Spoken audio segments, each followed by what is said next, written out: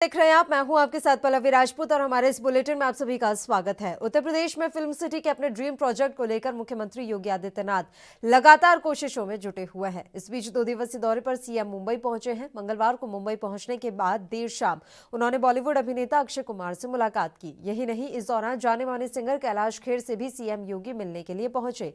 Trident hotel में ही इन फिल्मी सितारों की मुलाकात उत्तर प्रदेश के मुख्यमंत्री से हुई। इस बीच सीएम योगी के मुंबई में फिल्मी सितारों से हो रही इन मुलाकातों के बीच सियासी पारा भी चढ़ने लगा है। कांग्रेस नेता अशोक चव्हाण ने कहा कि बीजेपी यूपी सरकार के नाम पर और बॉलीवुड का एक टुकड़ा ले जाने की पटकथा तैयार कर रही है। इस बीच लखनऊ नगर निगम का बॉन्ड बुधवार को बॉम्बे स्टॉक एक्सचेंज में सूचीबद्ध हो गया। यूपी के मुख्यमंत्री योगी आदित्यनाथ ने बुधवार को मुंबई स्थित बॉम्बे स्टॉक एक्सचेंज के कार्यालय में बैल बजाकर इसकी लिस्टिंग की। लखनऊ नगर निगम का बॉन्ड 200 करोड़ रुपए का है। लखनऊ नगर निगम बॉन्ड जारी करने वाला उत्तर भारत का पहला नगर निगम बन गया है। बॉन्ड के लिस्टिंग के मौके पर सीएम योगी ने कहा, कोरोना के समय में लखनऊ नगर निगम 200 करोड़ रुपए के नगरपालिका बॉन्ड के लिस्टिंग के साथ आत्मनिर्भर लक्ष्य को प्राप्त करने की दिशा में आगे बढ़ेगा।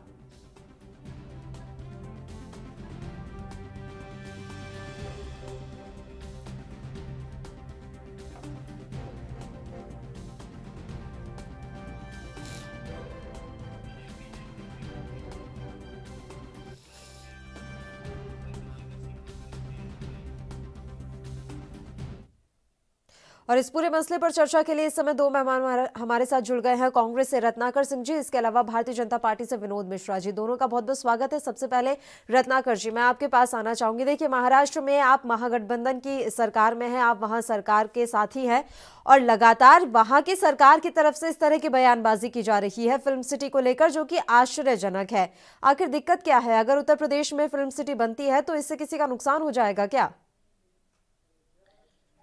देखिए, मैं आदित्य कुमार बिष्ट जी का स्वागत करता हूं इस पहल के लिए, अगर वो कुछ नया उत्तर प्रदेश में करने जा रहे हैं तो। लेकिन मैं उनसे ये पूछना चाहता हूं कि आप फिल्म सिटी वहां पे बना रहे हैं, ये ठीक है, बनाइए, स्वागत है उसका। लेकिन क्या आप वहां की कानून व्यवस्था को ऐसे कर सकते हैं जैसा कानून व्यवस्था यहाँ पे है? क्या वहां पे प्रशासन उस तरह से चुस्त और दुरुस्त रह सकता है क्या, जो यहाँ पे चुस्त और दुरुस्त प्रशासन व्यवस्था बॉलीवुड एक्टरों को सिक्योरिटी और सेफ्टी मिलती है? क्या वहां पे परमिशन की जो है प्रक्रिया वो उतनी आसान है क्या जो यहाँ पे है? रात को वहां पे क्या शूटिंग वगैरह चल सकता है क्या? नहीं हो सकता है। मैं योगी आदित्यनाथ जी से यही कहूंगा कि पहले उत्तर प्रदेश की कानून व्यवस्था को सुचारू रूप से चलाइए। यहाँ पे जो चीजें उत्तर प्रदेश में है उसको सही तरीके से करिए। फिर उसके बाद अगर आप वहां पे सारी चीजें ये मैनेज कर लेते हैं, अगर चीजें सर्वोत्तम हो जाती हैं, तो बॉलीवुड या कहीं के कोई भी कलाकार या प्रोड्यूसर या एक्टर आपके यहाँ जाके और वहां पे शूटिंग कर सकता है, क्योंकि मूवी बना सकता है। लेकिन मूलभूत जो बेसिक सुविधाएं हैं, जो वो आप देने का काम पहले करिए। अपने प्रदेश को जो है हत्या प्रदेश के तगमे से बाहर निकालिए, बलात्कारी प्रदेश के तगमे से बाहर निकालिए, एक उत्तम प्रदेश बनाइए। उत्तम प्रदेश बनाएंगे तभी वहां पे बॉलीवुड जो है जाएगा और वहां पे मूवी बनाएगा। अन्यथा ये सिर्फ जो है चीजों को करने की जो दिशा में जो आप आगे पहल कर रहे हैं, जो एक तरह से दिखावा का काम कर रहे हैं, वह सपना कभी सच नहीं हो पाएगा। ठीक है सर, एक बार मैं विनोद जी से उनका जवाब ले लेती हूँ, उनकी प्रतिक्रिया ले लेती हूँ, उसके बाद हम बहस की शुरुआत कर लेंगे। विनोद जी, आपकी प्रतिक्रिया चाहूंगी। एक अच्छा और सराहनीय कार्य करने जा रहे हैं यूपी के सीएम आदित्यनाथ, एक बड़ा यहाँ पर कदम उनके द्वारा उठाया जा रहा है, लेकिन जिस तरह की प्रतिक्रियाएं विपक्षी पार्टी की तरफ से आ रही हैं, उसको लेकर क्या कुछ कहेंगे आप? पल्लवी जी, एक तो पहले आप मुझे मौका दिए उसके लिए धन्यवाद। और जैसा कि रत्नाकर जी बता रहे थे कि और जिस तरह की आशंकाएं, हत्या प्रदेश, क्या क्या प्रदेश, सब उन्होंने सब बोल दिए। तो सबसे पहले मैं योगी जी ने जो एक सराहनीय कदम उठाया कि एक महानगर पालिका के लिए उत्तर भारत बॉन्ड लाना है, उत्तर भारत की पहली महानगर पालिका और पहला प्रदेश होगा जो माननीय योगी जी के नेतृत्व में कर रही है। और दूसरी तरफ जो कांग्रेस और राष्ट्रवादी या महाविकास या शिवसेना की जो महाविनाश अघाड़ी है, महाविकास नहीं है, वो इतना क्यों छटपटा है तो मुझे पता नहीं। अरे देश के और कई हिस्सों में, साउथ में भी फिल्म सिटी बनी हुई है। अगर वहाँ के मुख्यमंत्री को लगता है कि वहाँ के युवाओं को रोजगार मिलना चाहिए, वहाँ पे रोजगार के अवसर उत्पन्न होना चाहिए, उसके लिए फिल्म सिटी बना रहे हैं और सुविधा कर रहे हैं। तो जिनको जाना होगा वहाँ पे शूटिंग करना है, वहाँ पे जाएंगे। इसका मतलब ये नहीं कि मुंबई की फिल्म सिटी उठा करके वहाँ पे लेके जा रहे हैं। और रही बात लॉ एंड ऑर्डर की, तो लॉ एंड ऑर्डर, कौन से लॉ एंड ऑर्डर की बात कर रहे हैं? पिछले दिनों सुप्रीम कोर्ट ने जिस तरह से लताड़ लगाई है अर्नव के मामले में कि कोई कानून नाम की चीज नहीं है, पूरी धज्जी उड़ गई। कंगना रणावत के मुद्दे पे जिस तरह से उन्होंने बदले के भावना में कार्रवाई किया है, पूरे देश ने देखा, पूरी मीडिया ने उठाया हुआ है। और इस तरह से यहाँ क्वारंटाइन सेंटर में रेप हुए हैं और भ्रष्टाचार बड़े पैमाने पे है। भ्रष्टाचार जो ट्रांसफर्स है उसमें हुए है। सरकार ने सर्कुलर निकाला हुआ था कि कोविड के पीरियड में किसी का ट्रांसफर नहीं होगा। आप रेवेन्यू डिपार्टमेंट से लेके, होम डिपार्टमेंट से लेके, हाउसिंग डिपार्टमेंट में चारों तरफ भ्रष्टाचार मचा हुआ है। लोग क्वारंटाइन में, जब क्वारंटाइन है कोविड सेंटर में गवर्नमेंट, तो उसमें सुरक्षित नहीं है। यहाँ पे दिन दहाड़े हत्या हो रही है, सरकारी वसूली हो रही है। महाराष्ट्र सरकार जो जिस लॉ एंड ऑर्डर की बात करते हैं, यहाँ के इनके मंत्री जितेंद्र आवाड जी हैं, हाउसिंग मिनिस्टर, अपने बंगले पे ला करके एक युवक को साथ में मारपीट की जाती है। एक कोई मुख्यमंत्री के बारे में कार्टून बना देता है तो नेवी के रिटायर्ड ऑफिसर के ऊपर हमला होता है। एक युवक उनके बारे में कुछ कमेंट कर देता है तो उसके बाल निकाल दिया जाता है। कौन से लॉ एंड ऑर्डर की बात कर रहे हैं? ये पूरी इनकी बौखलाहट है, पूरी तरह से विफल है और कुछ नहीं। रत्नाकर जी, आप तमाम बातें कह रहे थे कि पहले आप अपराध को तो उत्तर प्रदेश से खत्म कीजिए। और एक बात बताइए, जब मुंबई में फिल्म सिटी, क्या ये पूरे मुंबई की शुरुआत की हम बात कर लेते हैं, तो क्या वहां पर स्थितियां ठीक थी? अंडरवर्ल्ड को लेकर कितनी बातें होती थी, किस तरह के वहां के हालात थे, इससे तो आप भी भली भांति वाकिफ होंगे सर। मुझसे ज्यादा आपकी उम्र है तो आप चीजों को ज्यादा जानते होंगे। अगर किसी चीज की शुरुआत होती है तो धीरे धीरे उसके लिए कदम बढ़ाए जाते हैं। ऐसा तो नहीं है कि सारी चीजें आपके लिए, जितना भी वातावरण है वो पहले ही अनुकूल हो जाएगा और उसके बाद जाकर हम कोई काम करेंगे। देखिए, ये भारतीय जनता पार्टी की एक चाल है जो मुख्य मुद्दे जो है, बेसिक मुद्दे, मूलभूत मुद्दे जो जनता से जुड़ी हुई है, उन मुद्दे से ध्यान को हटाने का एक काम किया जा रहा है। न इनको वहां पे कोई नया बहुत बड़ा बॉलीवुड हब इंडस्ट्री बनाने का कोई ऐसा इरादा है। सिर्फ ये पेपरबाजी करेंगे और यहाँ पे लोगों को मिलेंगे, वहां पे लोगों को मिलेंगे, दिखावा करेंगे कि इस हीरो से मिला, उस निर्देशक से मिला, उस बिजनेसमैन से मिला। ये इनका दिखावा का एक प्रक्रिया है ताकि मीडिया और हम और आप इन्हीं बातों में उलझे रहें। आज ये अगर जैसा कि विनोद जी ने कहा है कि किस तरह से ये कह रहे हैं हत्या प्रदेश है वहां पे और बलात्कार प्रदेश है, क्या विनोद जी से मैं ये पूछना चाहूंगा कि वो हाथरस की घटना को अभी चंद दिनों हुए भूल गए क्या? हाथरस की घटना को, किस तरह से लॉ एंड ऑर्डर वहां पे धज्जियां उड़ाई जा रही हैं, किस तरह से उन्नाव की बेटी को का रेप किया गया और उसको विधायक को फिर जमानत पे छोड़ दिया गया। वहां पे भाजपा के नेताओं को जो सरपरस्ती हासिल है भारतीय जनता पार्टी द्वारा, उन चीजों को भूल गए क्या? तो अगर बॉलीवुड वहां पे जाता है और काम करते हैं तो वहां पे लॉ एंड ऑर्डर कितना फॉलो किया जाएगा, ये बहुत बड़ा प्रश्न चिन्ह है आज के डेट में। ये जिसको नकारा नहीं जा सकता। सर, तमाम जो मिनिस्टर्स हैं, एमपीज हैं, वो भी तो वहां पर जाते हैं। तमाम हम देख रहे हैं कि कभी किसका दौरा होता है, कभी राहुल गांधी जा रहे हैं, कभी प्रियंका गांधी जा रही हैं। तो लॉ एंड ऑर्डर की अगर आप बात कर रहे हैं कि बॉलीवुड स्टार्स को सुरक्षा चाहिए होती है, सुरक्षा तो राजनेताओं को भी चाहिए होती है, उनको भी सुरक्षा दी जा रही है। खुद मुख्यमंत्री योगी आदित्यनाथ लखनऊ में रहते हैं, ऐसा तो है नहीं कि वो अमेरिका में जाकर बसे हुए हैं। तो मेरा सवाल बस ये है कि कोई चीज अगर अच्छी हो रही है तो दिक्कत क्या है? विपक्ष क्या सिर्फ इसलिए बैठा है कि नहीं हमें तो हर चीज का विरोध करना है और विरोध के लिए ही बस विरोध किया जा रहा है, चाहे कोई चीज अच्छी हो रही हो या बुरी हो रही हो? देखिए, सुरक्षा जो चाहिए होता है वो कई प्रकार की सुरक्षा होती है। अगर भीड़ से सुरक्षा होता है तो वहां पे सिक्योरिटी फोर्सेस वहां पे लगी रहती है। लेकिन आज जिस प्रकार उत्तर प्रदेश में गुंडागर्दी मची हुई है, जिस प्रकार वहां पे लॉ एंड ऑर्डर की धज्जियां उड़ी हैं, कोई भी निर्देशक या कोई भी कलाकार, जिस तरह से आप समझिए, जिस तरह से भारतीय टीम पाकिस्तान में जाकर कोई मैच नहीं खेलती है, उसी तरह से बॉलीवुड के कलाकार या बॉलीवुड के निर्देशक जब तक पहले ये इंश्योर नहीं हो जाएंगे कि उनकी पूरी तरह से सुरक्षा मिले वहां पे और परमिशन वगैरह मिले। क्या आप उत्तर प्रदेश को पाकिस्तान से कंपेयर कर रहे हैं रत्नाकर जी? वो वहां पे नहीं, क्या आप उत्तर प्रदेश को पाकिस्तान से कंपेयर कर रहे हैं रत्नाकर जी? आप क्या बोल रहे हैं? मैंने उदाहरण दिया है मैम। मैंने ये उदाहरण किस तरह का उदाहरण सर? उदाहरण भी हम सोच समझ कर दे तो ठीक है। मैंने उदाहरण दिया उस तरह, जिस प्रकार भारतीय टीम, मैंने क्या बोला, जिस प्रकार भारतीय टीम पाकिस्तान में नहीं जाती है, क्योंकि लॉ एंड ऑर्डर वहां पे नहीं मेंटेन होता है। उसी प्रकार अगर कोई भी निर्देशक है, कलाकार है, अगर उसको सुरक्षा नहीं मिलती है, उसको डर है कि वहां पे जाके लॉ एंड ऑर्डर बिगड़ सकता है, वहां पे शूटिंग होगी तो वहां पे पब्लिक उनके ऊपर अटैक कर सकती है, गुंडे वहां पे, माफिया वहां पे उनको हरेस कर सकते हैं, तो वो जरूर निश्चित रूप से ये चाहेंगे कि वहां पे उनकी सुरक्षा प्राथमिकता हो, तभी वो वहां पे जाएंगे और शूटिंग करेंगे और फिल्में बनाएंगे। सिर्फ ये खाका तैयार करना है, सिर्फ लोगों से मिलना है, इससे कोई बात होने वाली नहीं है। उत्तर प्रदेश को पहले योगी आदित्यनाथ जी को उत्तम प्रदेश बनाना पड़ेगा, तभी वहां पे बॉलीवुड जा सकता है। विनोद मिश्रा जी, किसको डर है उत्तर प्रदेश आने से? एक तो पहले एक रत्नाकर जी बोलूं मैं? बोलिए बोलिए बोलिए। मैं तो पहले रत्नाकर जी से आपके चैनल के माध्यम से, अगर ये कांग्रेस का ऑफिशियल स्टेटमेंट है कि उन्होंने उत्तर प्रदेश को पाकिस्तान से तुलना किया है तो माफी मांगना चाहिए, अगर उनका व्यक्तिगत है तो भी माफी मांगना चाहिए। इस तरह का ही एग्जाम्पल कंगना रनौत ने दिया था, जिस तरह से हरेस किया जा रहा था। इनको तो हरेस भी नहीं किया गया था, पूरे देश ने देखा किस तरह से उनके ऑफिस को तोड़ मरोड़ दिया गया था। अब मैं मेन इनके मुद्दे पे आता हूं कि वहां पे हाथरस की घटना का उल्लेख किए।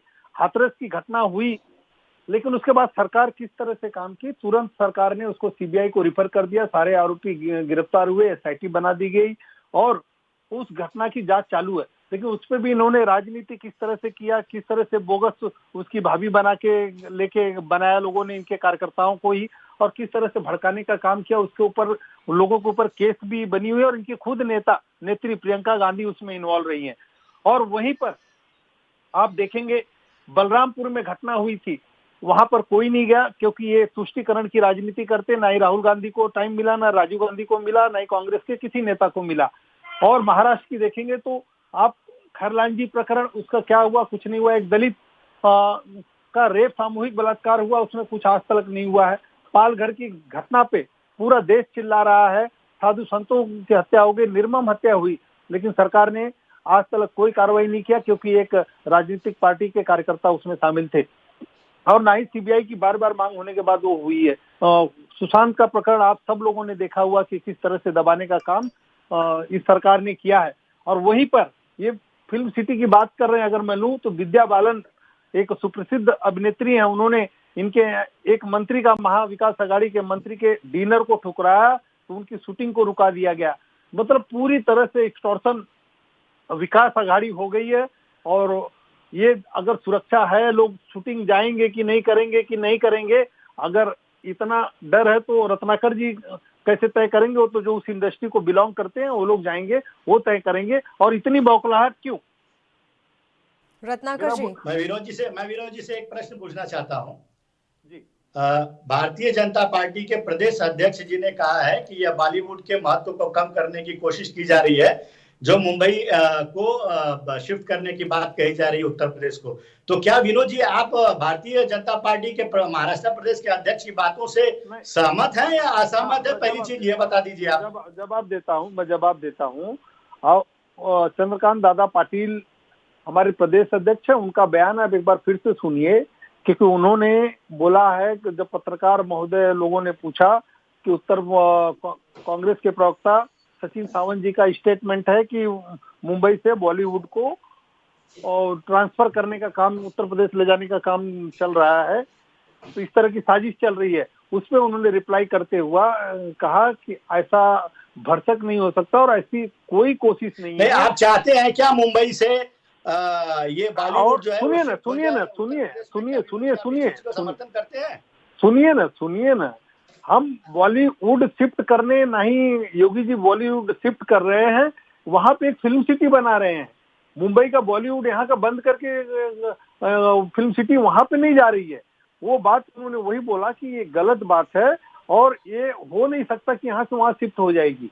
वो वहां पे भी इंडस्ट्री, आप पूरा बयान सुनिए और कांग्रेस के बयान किस तरह के आते हैं, किस तरह से एक मुख्यमंत्री के बारे में कौन सी भाषा का उपयोग करते हैं कांग्रेस के प्रवक्ता सचिन सावंत जी। कभी हमने नहीं बोला सोनिया गांधी जी के बारे में कि उनका नाम लिया एंटाइनो माइनो और राहुल बिंसी, इस तरह का नहीं लिया हो। आदित्य जी का जो पहले का नाम, जो संत होने के पहले वो नाम लेते हैं, ये गलत है, दुर्भावनापूर्ण है। इस तरह का बिहेवियर कांग्रेस को एटलीस्ट नहीं करना चाहिए, क्योंकि लोगों ने देश की जनता ने कांग्रेस को रसातल में पहुंचा दिया। अभी बिहार का चुनाव हुआ था, उसमें उसको जमीन के अंदर गाड़ दिया है। उसके बाद भी इनको समझ नहीं आ रही है। ये देश के टुकड़े करने वालों के साथ में खड़े रहते हैं, पाकिस्तान के साथ में खड़े रहते हैं, चाइना के साथ में खड़ा रहते हैं, चाइना से चंदा लेते हैं। समझ में नहीं आता कि कांग्रेस कहाँ जा रही है। जी रत्नाकर जी, अब सवाल तो यहाँ पर यही खड़ा हो रहा है कि विरोध क्यों किया जा रहा है। अरे संजय राउत कितने मंझे हुए नेता हैं, वो भी उल जुलूल बयान देंगे तो कैसे काम चलेगा। महाविकास अघाड़ी की सरकार में महाराष्ट्र में डर क्यों है। देखिए हैदराबाद में भी फिल्म सिटी बनी हुई है। एक सेकंड रत्नाकर जी, हैदराबाद में भी फिल्म सिटी बनी हुई है।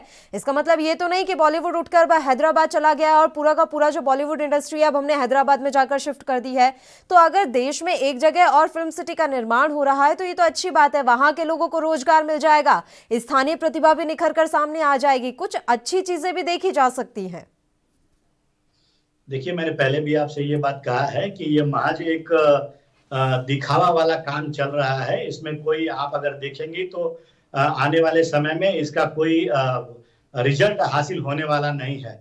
यह सिर्फ बॉलीवुड या मुंबई की महत्व को कम करने का काम किया जा रहा है। आप अगर देखेंगे तो बॉलीवुड सालों से बहुत सारे कलाकारों ने अपनी कड़ी मेहनत के बाद इस बॉलीवुड को खड़ा किया है। तो अगर योगी आदित्यनाथ जी यहाँ पे अगर कोई भी काम करना चाहते हैं तो मैंने पहले भी आपसे कहा है कि उस चीज का स्वागत है, लेकिन आप काम कर रहे हैं उसके पीछे आपने कितना होमवर्क किया है वो मायने रखता है। आप कोई भी चीज लेके जा रहे हैं वहां पे या करने की कोशिश कर रहे हैं तो मूलभूत जो सुविधाएं होती हैं वहां पे मूलभूत सुविधाओं का पहले चीजों को व्यवस्थित करिए। आप वहां पे एक इन्वायरमेंट दीजिए, वहां पे लॉ एंड ऑर्डर मेंटेन करिए, वहां पे परमिशन की व्यवस्था सुचारू रूप से करिए, वहां पे ये इंश्योर करिए कि गुंडे और बदमाश वहां पे किसी भी प्रकार का हरेसमेंट न करें। तो इस तरह का एक वातावरण तैयार करने के बाद ही यहाँ के कलाकार वहां पे जाएंगे। लेकिन सिर्फ मीडियाबाजी करना, फोटो सेशन कराना, मैं ये कर रहा हूं, मैं वो कर रहा हूं, उससे कुछ होने वाला नहीं है। क्योंकि आज भी अगर ऑन रिकॉर्ड आप देखेंगे तो उत्तर प्रदेश एक बलात्कारी प्रदेश, एक हत्यारा प्रदेश साबित हो चुका है। आए दिन घटनाएं जो देखने को मिलती है उससे यही होता है कि लॉ एंड ऑर्डर वहां पे पूरी तरह से ध्वस्त हो चुकी है। तो यह सिर्फ लोगों को एक दिशा को घुमाने का काम किया जा रहा है। मुख्य मुद्दों से हट करके इन मुद्दों पे लोगों का ध्यान आकर्षित करने का काम किया जा रहा है। ठीक है विनोद मिश्रा जी, कहीं ऐसा तो नहीं कि ये सब सिर्फ कागजों में ही रह जाएगा। अभी तो जा रहे हैं सीएम योगी आदित्यनाथ, अक्षय कुमार से मिले, कैलाश खेर से भी वो मिले हैं, तस्वीरें सबने देखी। ऐसा तो नहीं है कि कुछ दिनों बाद सब माहौल ठंडा होता हुआ नजर आएगा। अगर कोई काम शुरू किया गया, उम्मीद कर सकते हैं कि अंत तक जाकर ही वो रुकेगा। अब एकदम अगर योगी आदित्यनाथ जी का आप सब लोग देखेंगे ट्रैक रिकॉर्ड, वो जो करते हैं वही बोलते हैं, जो बोलते हैं वो करते कुछ लोग होते हैं और कुछ लोग सिर्फ बोलते हैं करते नहीं है। और माननीय योगी आदित्यनाथ जी जो करते हैं वही बोलते हैं। उन्होंने फिल्म सिटी का उद्घाटन किया, उसका प्रारूप तय किया, उसके लिए एक बॉडी तैयार किया और अभी दूसरे फेज में वो आए हुए हैं कि यहाँ के लोगों से बात करके कौन कौन वहां पे जा सकता है, क्या क्या सुविधा हो सकती है, उस बारे में एक प्रयास कर रहे हैं। मैं विनोद जी को याद दिलाना चाहता हूं सिर्फ एक चीज, अगर मैं परमिशन हो तो बोल लूं अभी। अब पूरे प्रदेश के लोगों को विनोद जी, रत्नाकर जी कुछ कह रहे हैं, वो कुछ कहना चाह रहे हैं, आपसे कोई सवाल लेना चाह रहे हैं, बोलिए रत्नाकर जी। बोलिए। अभी विनोद जी ने बोला है कि योगी जी जो कहते हैं वो करते हैं। मैं इनकी बातों से बिल्कुल सहमत नहीं हूं, क्योंकि यही कोविड है। कोविड के जब हमारे भाई यहाँ पे फंसे हुए थे, उत्तर भारतीय भाई जब यहाँ पे फंसे हुए थे, तो वो जब भी वहां पे गए तो वहां पे उन्होंने ये चीज सरेआम इंटरव्यू में करके बोला ये चीज कि हम जितने भी उत्तर भारतीय भाई यहाँ पे आए हुए हैं उनको सबको रोजगार मिलेगा, वो वापिस नहीं जाएंगे और सबको रोजगार यहीं पे दिया जाएगा। उन्होंने क्या किया, उन्होंने मनरेगा के तहत जितना काम हो सकता है वो भी मनरेगा कांग्रेस पार्टी की दी हुई योजना है, उस योजना के तहत जितने लोगों को हो सकता था उन्होंने रोजगार दिया। लेकिन आज परिस्थिति ये है कि ट्रेनें फुल हो जा रही हैं यहाँ पे आने के लिए। क्यों आप अगर रोजगार दिए होते तो क्यों उत्तर भारतीय लोग फिर यहाँ पे आते, क्यों यहाँ पे वो मुंबई में रोजगार खोजने के लिए आते। आप अपने प्रदेश में तो रोजगार मुहैया करा नहीं पा रहे हैं और ऊपर से आप कह रहे हैं विनोद जी की वो जो कहते हैं वो करते हैं। उन्होंने जो कहा वो बिल्कुल नहीं किया। उन्होंने कहा कि जो सारे लोग यहाँ से कोविड के समय में उत्तर प्रदेश में आए हैं वो सबको रोजगार दिया जाएगा, लेकिन ऐसा हुआ नहीं है। विडंबना ये है कि ऐसा हुआ नहीं है और योगी जी सिर्फ ये दिखावे का जो कार्यक्रम चल रहा है वो दिखावे का एक कार्यक्रम साबित होके रह जाएगा। जी बोलिए। अभी हाँ, उसमें अगर कोविड की बात करेंगे तो जिस तरह से महाराष्ट्र सरकार नकारा और निकम्मा साबित हुई है, सरकार तो हुई, इनके कार्यकर्ता भी हुए, जो जितने भी चाहे महाराष्ट्र मुंबई के अन्य भागों में रहने वाले हो, महाराष्ट्र के वो लोग गए हो, पलायन किए हो मजदूर, या उत्तर भारत के लोग हों, चाहे भारत के किसी कोने से हो, ये उसके बारे में माननीय सुप्रीम कोर्ट ने भी महाराष्ट्र सरकार को लताड़ लगाई है। इन्होंने कोई मदद नहीं किया, कुछ नहीं किया। और जब मजदूर उत्तर प्रदेश में उतरता था ट्रेन से, तो उसको 1,000 रुपया और 1 महीने का राशन देके उसको घर तक पहुंचाने की व्यवस्था किया, और लोगों को बड़े पैमाने पे वहीं पे जो लेबर था उसको रोजगार दिए। अभी आज कौन लोग रहे हैं? जो लोग गए थे यहाँ पे डर के वजह से गए थे, जो महाराष्ट्र सरकार लोगों को न बेड मिल रही थी, न दवा मिल रही थी, ना ही उनको प्रॉपर सिक्योरिटी मिल रही थी। जो कोविड से डर के जो लोग भागे थे, जिनके घर यहाँ पे, जिनके बच्चे पढ़ते हैं, वो लोग यहाँ पे आ रहे हैं। कांग्रेस के लोगों को जमीनी हकीकत पता ही नहीं है, और ये लोग कैसा है कि नेहरू जी के नाम पे आजादी से जुड़ा हुआ इतिहास रहा, उसके नाम पे खाते रहे कांग्रेस के नेता, कांग्रेस के कार्यकर्ता या महाविकास आघाड़ी के लोग जमीन पे गए नहीं। इन्होंने पूरी दुर्दशा किया है और भ्रष्टाचार बड़े पैमाने पे किया हुआ है। अभी आप देखिए इन्होंने किस तरह से करते, बिजली के लिए इन्होंने घोषणा किया था कि मैं बिजली मुफ्त 300 यूनिट मुफ्त दूंगा, फिर दिए। इनके बिजली मंत्री बोले कि हम दिवाली के बाद उपहार देंगे, दिवाली के बाद आके इन्होंने क्या बोल दिया? जिन्होंने यूज किया वो भरना ही चाहिए। इनको यहाँ जो दुर्दशा हुई कोविड में उसके बारे में बात करें, इन्होंने रोजगार के लिए क्या किया महाराष्ट्र में, आज जो बड़े बड़े भ्रष्टाचार हो रहे हैं उसके बारे में क्या किया। आज यशवंत जाधव जो स्टैंडिंग कमेटी के चेयरमैन है महानगर पालिका के, वो फाइनेंस मिनिस्टर बोला जाएगा, उनकी क्लिप वायरल हुई है। किस तरह से वो एक कॉन्ट्रैक्टर जो लोएस्ट है उसको धमका रहे हैं, उसके बारे में प्रतिक्रिया देवे। कांग्रेस की हिम्मत है क्या कि एक बार मुंह खोल देवे शिवसेना के सामने या मुख्यमंत्री के सामने कि यशवंत यादव जी के ऊपर इंक्वायरी करके उनको जेल के अंदर डालना चाहिए। हजारों करोड़ों के भ्रष्टाचार हुए और कांग्रेस के लोग उत्तर प्रदेश के मुख्यमंत्री के बारे में यहाँ पर बैठ के बात कर रहे हैं, ये दुर्भाग्यपूर्ण है। मैं बोलता हूँ कि अगर उत्तर प्रदेश में माननीय मुख्यमंत्री महोदय जी अगर इन्वेस्टमेंट लाना चाहते हैं और इन्वेस्टमेंट कर रहे हैं, फिल्म सिटी बना रहे हैं, अगर वहां पे उद्योग जाएगा, वहां पे रोजगार मिलेगा उत्तर प्रदेश के लोगों को, तो इनको किसने अधिकार दिया है कि उत्तर प्रदेश के लोगों को बलात्कारी बोलने का, उनको भ्रष्टाचारी बोलने का, उनको हत्यारा बोलने का। और कांग्रेस की यही मानसिकता रहेगी तो देश ने जिस तरह से रिजेक्ट किया, जो कांग्रेस में अभी एक घर में सिर्फ सोनिया गांधी जी बची हुई है सांसद, उनको भी निपटा देगी अगले चुनाव में। ठीक है, बोलिए रत्नाकर जी। विनोद जी ने कहा है कि अभी उत्तर प्रदेश की सरकार ने हर सुविधा दी कोविड के समय में लोगों को पहुंचाने के लिए। आप शायद भूल गए होंगे कि प्रियंका गांधी और राहुल गांधी जी ने जो वहां पे सीमा पे जाके जो प्रदर्शन किया था वो किस लिए किया था? हम कांग्रेस वाले जो वहां पे लोगों को बसों में बिठाकर अपने प्रदेश में भेजना चाहते थे, उस बसों को वहां पे सीमा पे रोका गया। क्यों रोका गया? क्योंकि आपकी मानसिकता जो है ओछी थी। आप ये नहीं चाहते थे कि इन लोगों को मदद मिले, कांग्रेस किसी भी आम आदमी को मदद करे, इसलिए आपने राजनीतिक वश वहां पे सीमा पे बसों को रोका और वहां पे लोग जो उसमें बैठे हुए थे वो वहां पे अपने घरों पे नहीं जा पाए।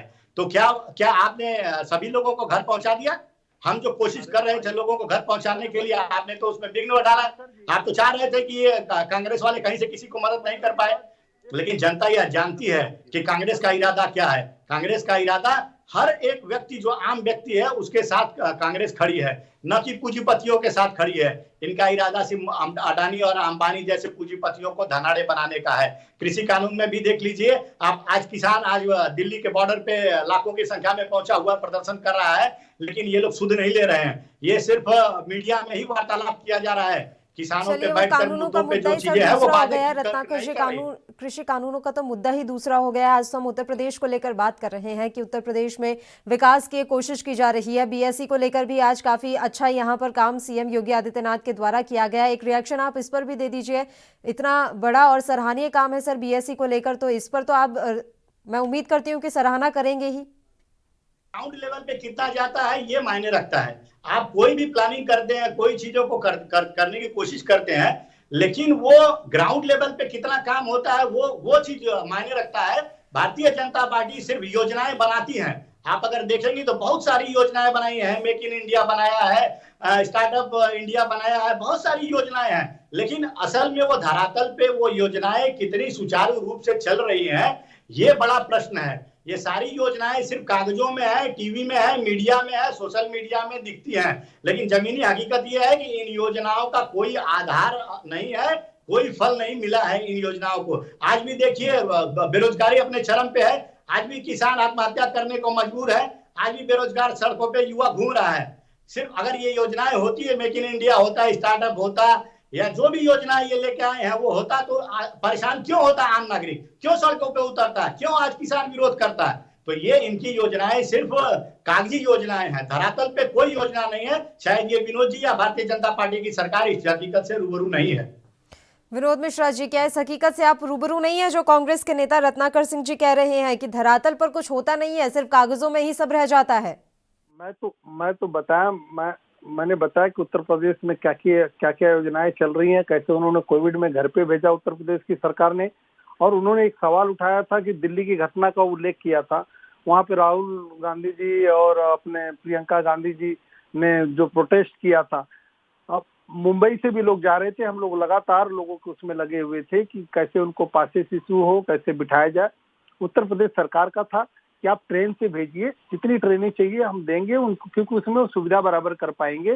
तो हम लोग यहाँ पे भी उसी से ट्रेन से भेजे, और वही बात दिल्ली के लिए थी। लेकिन इनको सिर्फ राजनीति करनी थी, हजारों लोगों को इन्होंने बस करके उधर इकट्ठा कर दिया, इकट्ठा करके। और जो कोरोना में सोशल डिस्टेंसिंग नहीं फॉलो करने से जो संक्रमण बढ़ता है, वो उस जिम्मेदारी का भी ख्याल न करते हुए लोगों को कोरोना के संक्रमण, करोड़ों की संख्या में लोग पैदल जाने को मजबूर थे, सैकड़ों किलोमीटर। क्या हम बसों से भेज रहे थे लोगों को? तो क्या हम अपराध किए थे? क्या कहाँ से भी निकले थे? ऐसा नहीं है कि सिर्फ भारतीय जनता पार्टी की जहाँ पर सरकार है उन्हीं राज्यों से निकले थे। आपकी जहाँ पर सरकार है वहां से भी निकले हैं पैदल। उस समय जो स्थिति थी वो भली भांति हम जान रहे हैं। रेल मंत्रालय ने, मोदी सरकार सिर्फ 4 घंटे के अंदर आके अनाउंस कर देती है कि पूरी तरह से बंद हो जाएगा। महाराष्ट्र में लोगों को रास्ते पे छोड़ दिया, लोग पैदल जा रहे थे। 2 महीने के बाद ट्रेन चालू किया लॉकडाउन के बाद, तो लोग मजबूर हो गए पैदल और जाने के लिए। लेकिन यही अगर 92 में किया गया रहता तो क्यों नहीं लोग बसों से या ट्रेन से या वो चीजें करके पहुंचते अपने गंतव्य को, अपने घरों को क्यों नहीं पहुंचते? लेकिन इनकी मंशा ये नहीं थी, इन्होंने अनप्लान तरीके से किया और पूरी तरह से रेल यातायात को ठप कर दिया, देश की अर्थव्यवस्था को ठप कर दिया। 4 घंटे के अंदर पूरे देश में लॉकडाउन कर दिया। ठीक है, लेकिन अब जो कदम उठाए जा रहे हैं उसका क्या? मैं बस ये जानना चाह रही हूँ, जो हो गया सो हो गया, उसको हम बदल नहीं पाएंगे ना सर। मेरा आप दोनों से यही आग्रह है कि अब जो आने वाले समय में हो सकता है उसको लेकर क्या? जी बोलिए विनोद जी, बोलिए। पल्लवी जी, क्या है, कांग्रेस को जब कुछ नहीं मुद्दा आता तो बीच में चीखने चिल्लाने लगते हैं। अरे जब मैं रत्नाकर जी बात कर रहे थे मैंने बीच में बोला नहीं, ये बीच में चीखना चिल्लाना चालू कर दिए। तो अभी आप चीखना चिल्लाना बंद करिए रत्नाकर जी, अभी आपको बहुत साल चीखना चिल्लाना पड़ेगा, क्योंकि देश की जनता ने आपको रिजेक्ट कर चुकी है। अब रही बात राहुल गांधी और प्रियंका गांधी के घड़ियालू आंसू की, तो महाराष्ट्र में जब लोग पैदल जा रहे थे आपकी सोशल मीडिया के माध्यम से आपने ब्लू पिक्चर जो दिखाया है आपने देश को ना, वो एक दिन पर्दा हटेगा लोगों की आंखों से। वो जो चीजें जो दिखा रहे हैं आप, सब बात दिखा रहे हैं, वो एक दिन लोगों के मस्तिष्क से हटेगा। उस दिन आप लोग समझ जाएंगे कि हकीकत क्या है। अभी की बात है, पिछले 15 दिन की घटना है, महाराष्ट्र में लोग मर रहे हैं, बिजली से जो पीड़ित लोग उनको कोई कंपनसेशन नहीं दिया गया, जो अतिवृष्टि से पीड़ित है उनको नहीं दिया गया, जो ओला वृष्टि से पीड़ित है उनको नहीं दिया गया। फिर सरकार बहानेबाजी कर रही है और कांग्रेस और राष्ट्रवादी और सोनिया गांधी और राहुल। विनोद जी, आपका साउंड थोड़ा ठीक नहीं आ रहा है, हम फिर से आपको कनेक्ट करवाते हैं, आपकी आवाज बीच में गड़बड़ा रही है। रत्नाकर जी, आप भी लगातार हमारे साथ यूं ही जुड़े रहिए। हम ये बड़ी खबर से आज आपको रूबरू करवा रहे हैं। उत्तर प्रदेश में फिल्म सिटी को लेकर जारी सियासी जंग के बीच योगी आदित्यनाथ मुंबई पहुंचे हैं और वहां उन्होंने अभिनेताओं से मुलाकात की। वहीं तमाम तरह की उनकी ये योजनाएं हैं कि किसी भी तरीके से उत्तर प्रदेश में विकास की नई इबारत लिखी जाए। तो यूपी फिल्म सिटी को लेकर जारी सियासी जंग के बीच इस समय मुंबई पहुंचे हुए हैं योगी आदित्यनाथ। आइए आपको सीधी तस्वीरें दिखाते हैं।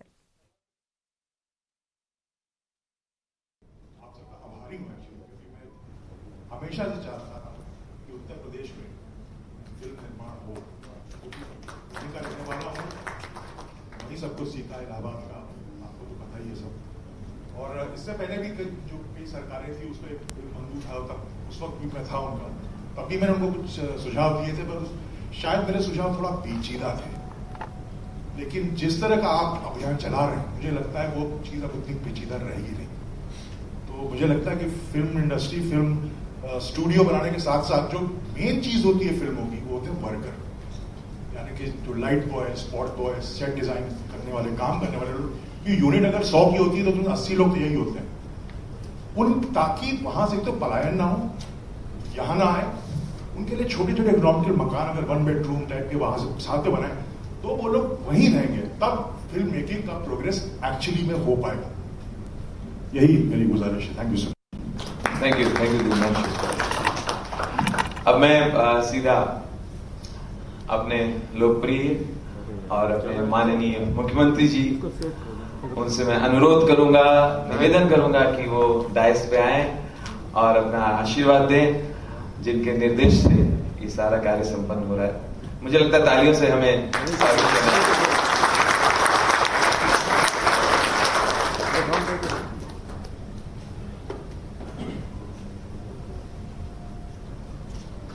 आज की इस मीट में उपस्थित उत्तर प्रदेश सरकार में मेरे सहयोगी मंत्रीगण,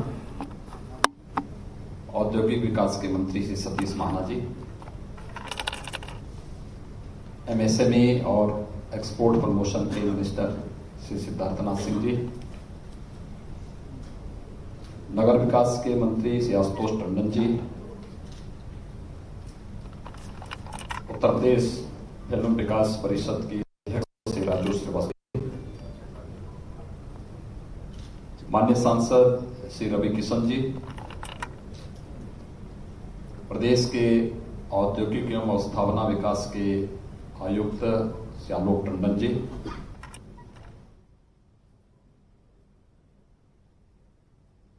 अपर मुख्य सचिव सूचना श्री नवनीत सहगल जी, और आज यहां पर उपस्थित फिल्म जगत से जुड़ी हुई सभी निर्माता हैं, निर्देशक हैं, या फिर उस क्षेत्र में अलग अलग फील्ड में कार्य करने वाले उपस्थित महानुभाव,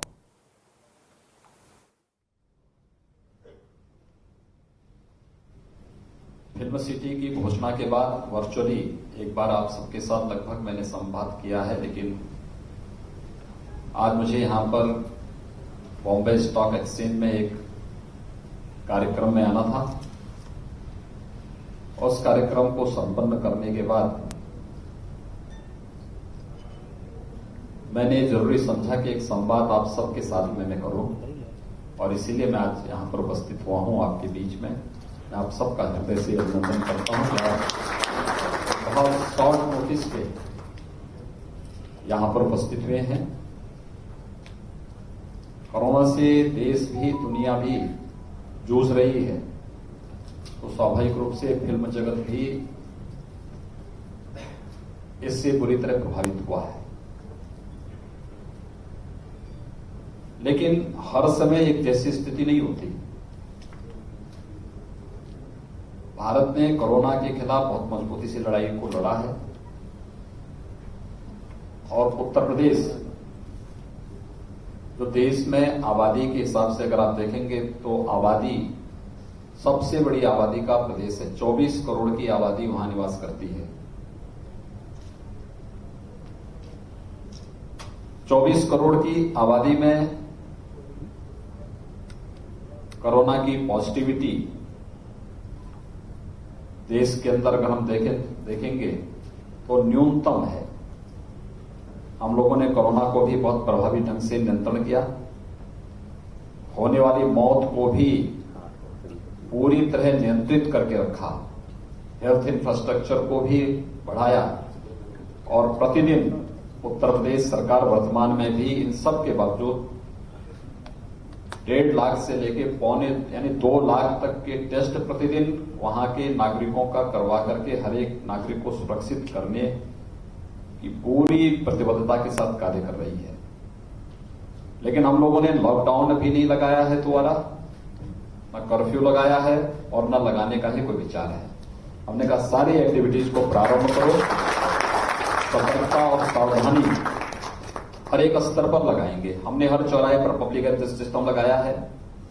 पब्लिक को अवेयर करते हैं लोग, लगातार मास्क लगा करके चलें, सोशल डिस्टेंसिंग का पालन करें।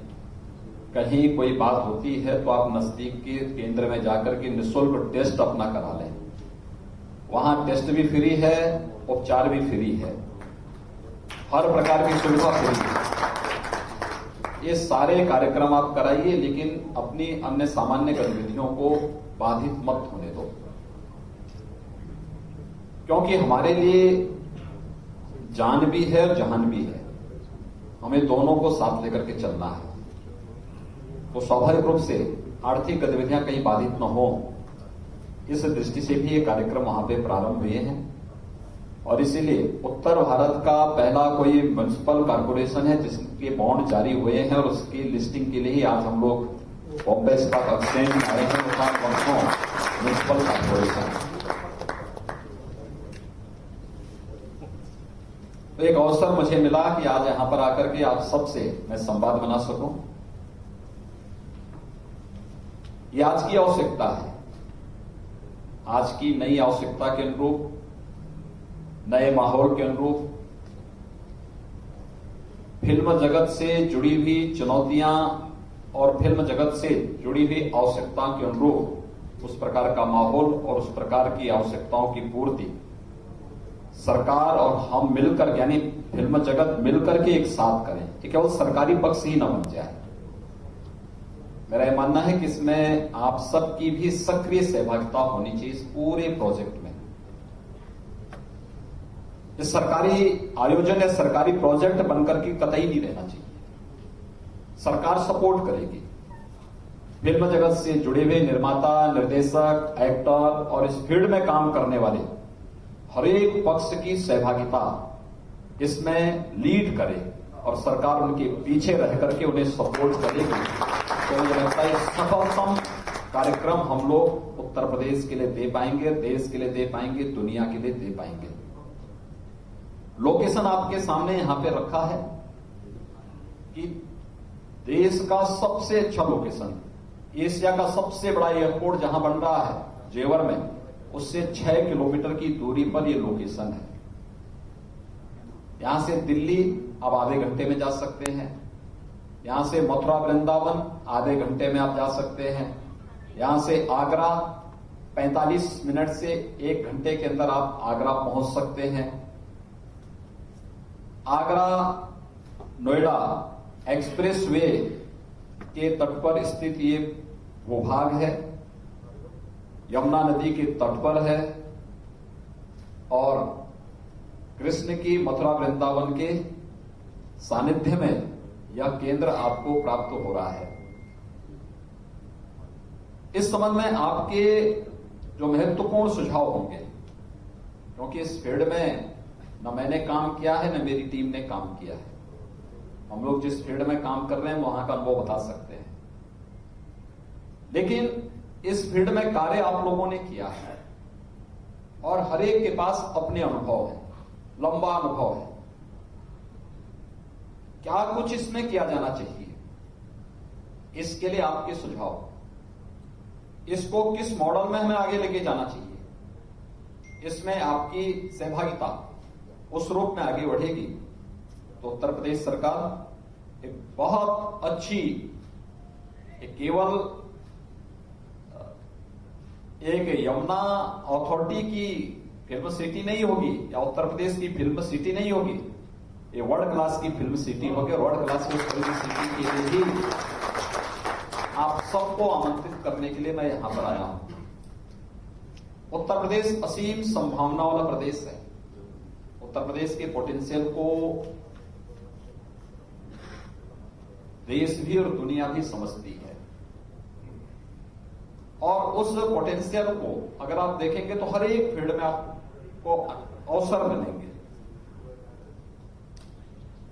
आप याद करिए, कुंभ का एक छोटा सा आयोजन था।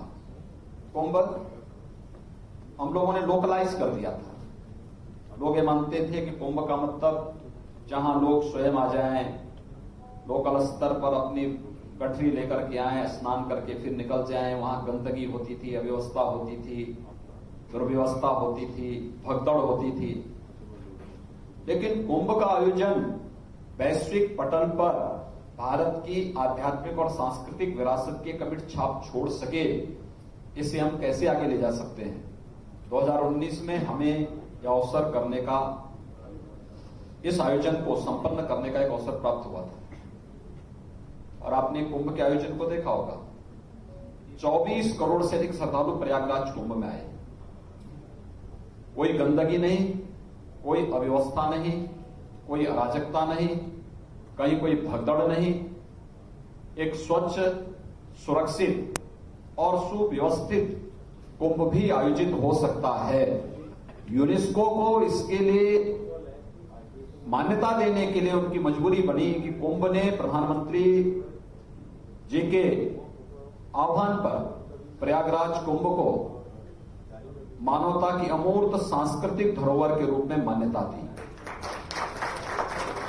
अपनी धरोहर को हम किस रूप में प्रमोट करना चाहते हैं, हम पर निर्भर करता है। कुंभ को अवसर प्राप्त हुआ।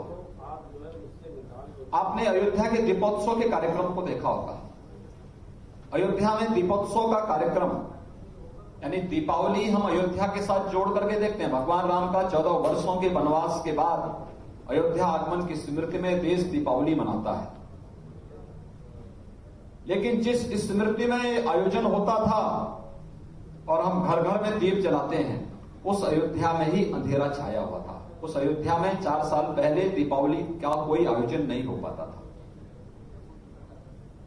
जब प्रदेश में हमारी सरकार बनी तो मैंने अधिकारीगण मेरे पास आए कि दीपावली के दिन हम आपको विश करने के लिए आना चाहते हैं। मैंने कहा मैं दीपावली के दिन तो मेरा वनवासी बच्चों के बीच में कार्यक्रम होता, मैं वहीं कार्यक्रम में रहता हूं। उन्होंने कहा साहब हम कैसे मिलेंगे। मैंने कहा भाई मुझे मिलने की आवश्यकता नहीं है, अपना कार्यक्रम अपने परिवार के साथ मनाइए। लेकिन मेरे दिमाग में बात आई, मैंने कहा दीपावली और अयोध्या, आज हम सरकार में आए हैं, जनता की कुछ अपेक्षाएं होंगी हमसे, क्यों ना हम अयोध्या के साथ दीपोत्सव के आयोजन को जोड़े। मैंने एक टीम भेजी और टीम भेज करके वहां पे कार्य करना प्रारंभ किया। आज आपने देखा होगा दीपोत्सव का एक आयोजन अयोध्या का एक दुनिया के एक यूनिक इवेंट के रूप में सबके सामने आ चुकी है। इस वर्ष कोविड-19 के खतरे के बावजूद भी हम लोगों ने आयोजन तो किया, अच्छा आयोजन हुआ, बहुत भव्य आयोजन हुआ।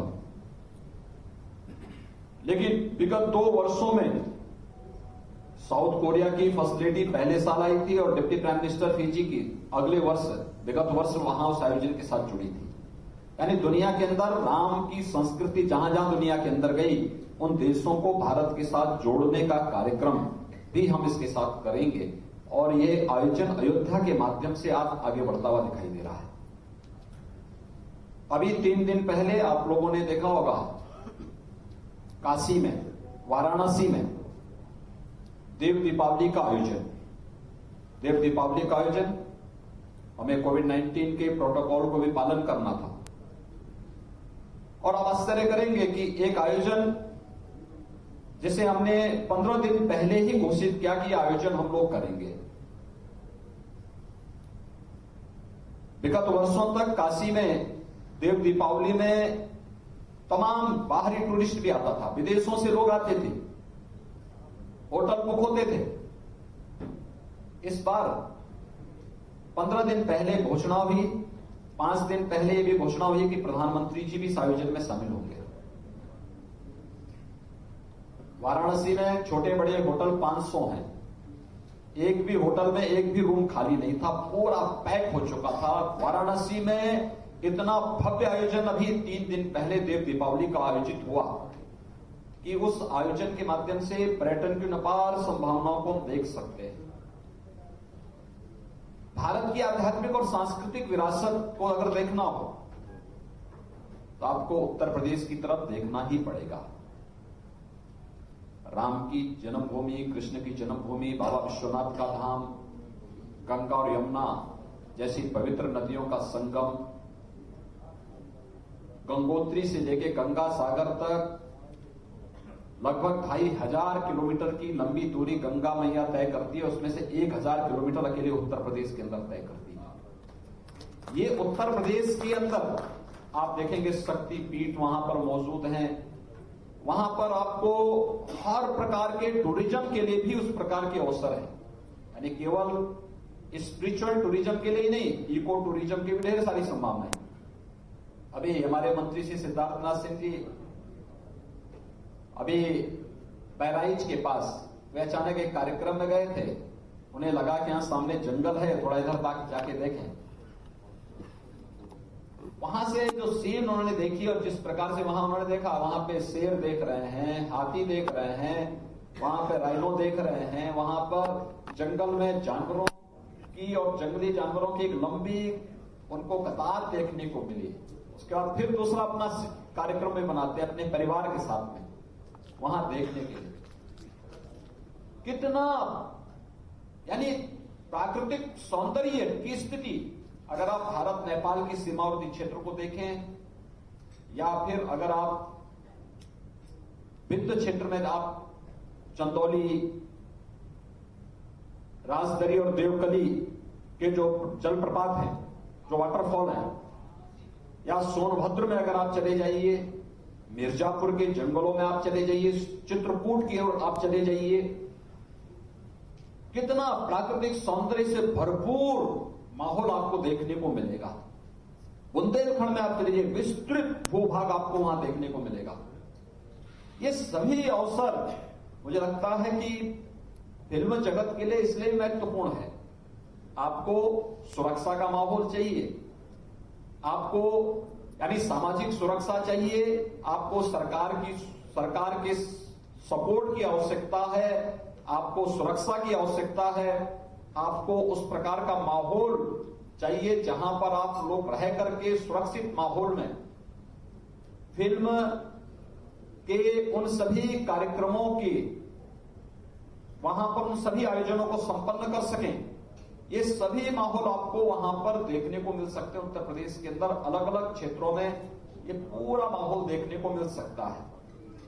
किसी भी प्रकार की फिल्म बनानी हो, भारत की सांस्कृतिक और आध्यात्मिक परिवेश से जुड़ी हुई हो, भारत के हेरिटेज से जुड़ी हुई हो, इको टूरिज्म से जुड़ी हुई हो, या फिर किसी ऐतिहासिक पृष्ठभूमि से जुड़े हुए कार्यक्रमों को लेना हो, ऐतिहासिक कार्य और बहुत अच्छे ढंग से उसको हम आगे बढ़ा सकते हैं।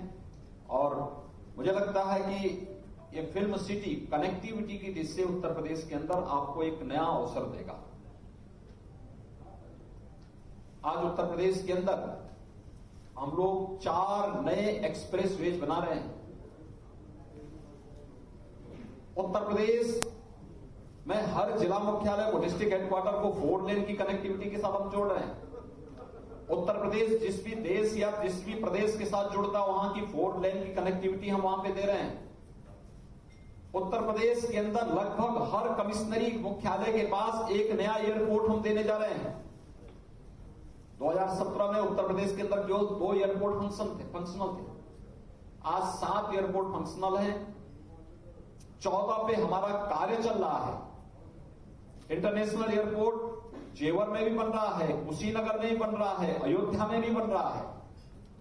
आज चित्रकूट में हमारा एयरपोर्ट बन रहा है, सोनभद्र में हमारा एयरपोर्ट बन रहा है।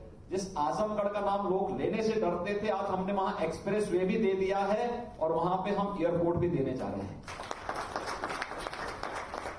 यानी विकास जाएगा तो भय अपने आप दूर होगा। और उत्तर प्रदेश में पता नहीं यहां पे क्या स्थिति है, मैं नहीं कह सकता, लेकिन उत्तर प्रदेश में तो जितने भी दुर्दांत अपराधी और माफिया थे, उनके घरों में बुलडोजर से ढहा करके उनको हमेशा के लिए हम उत्तर प्रदेश की धरती से उनकी दुनिया को ही विदा करने की तैयारी पूरी कर चुके हैं, लगभग पूरा कर चुके हैं। क्योंकि राम का नाम हम 2 बार लेते हैं, या तो अभिवादन के लिए लेते हैं या अंतिम विदाई के लिए लेते हैं। तो हमने कहा नाम आ चुके हैं तो सज्जनों का यहां पर हम लोग संरक्षण करेंगे और दुर्जनों की विदाई का भी अभियान राम नाम सत्य है के साथ करेंगे। ये कार्यक्रम बहुत अच्छे ढंग से वहां पे चल रहा है।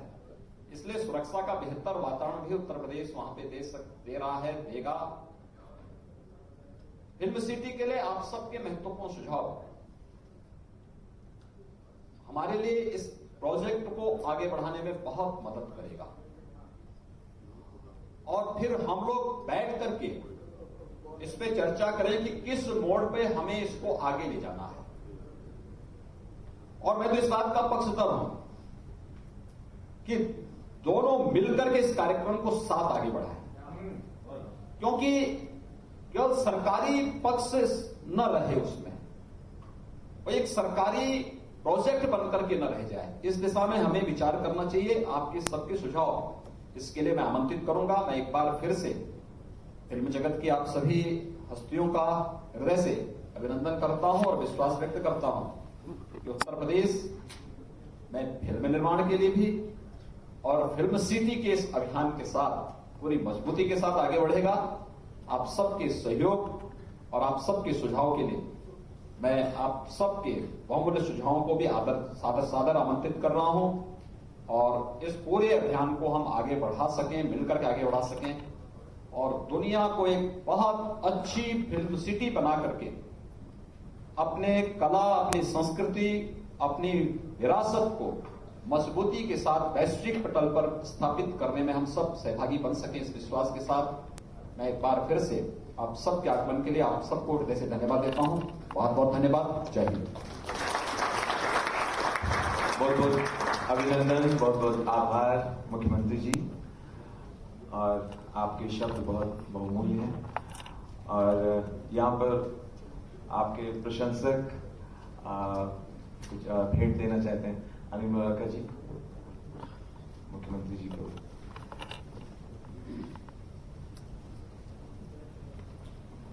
रामशंकर जी,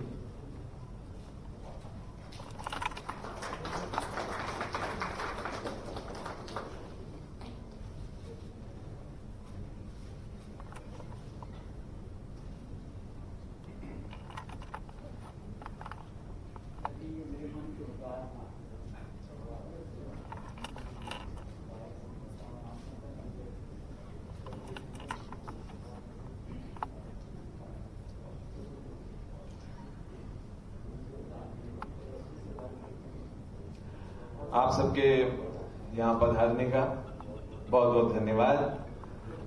सबने समय निकाला और विशेष रूप से आए। मेरे सामने बहुत सारे ऐसे चेहरे नजर आ रहे हैं जिनको मैं विशेष रूप से सब धन्यवाद दे रहा हूँ, चाहे रवि किशन हो, अमरजीत जी हो, चाहे